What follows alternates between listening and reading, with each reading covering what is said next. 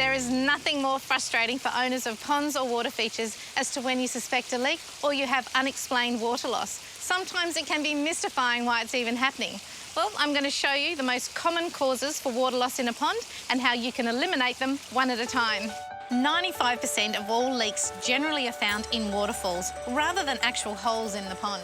If you experience a real dramatic loss of water in a very short time frame, then you have to look at where the pump is actually sending the water, as any filter, filtration system, fountain, feature or waterfall that is outside the pond could well be the source of the problem. If you have a waterfall, the problem could be a build-up of plant matter, algae or leaves.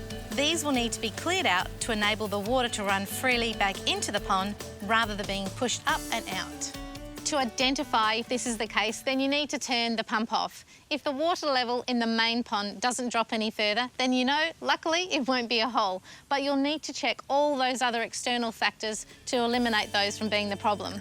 If you're worried about turning off the pump because you have lots of fish, then just take off all the hose fittings so the pump is still circulating, but only within the pond. So you fixed your waterfall or established that that is not the problem, then you need to look at all your other external pipe work, because these could be perforated and leaking. Gravity filters can overflow, pressurised filters can leak from seals. So if you've done all this and the water level continues to drop with the pump turned off, then you have to consider that unfortunately you may have a hole. If the pond is constructed out of concrete, then the sealer may have started to lift, bubble and degrade.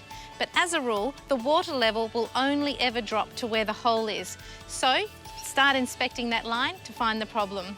If it is a hole, don't despair. Nearly all can be patched. There are a lot of great products on the market now that are multi-use on many different surfaces. Some can even be applied underwater.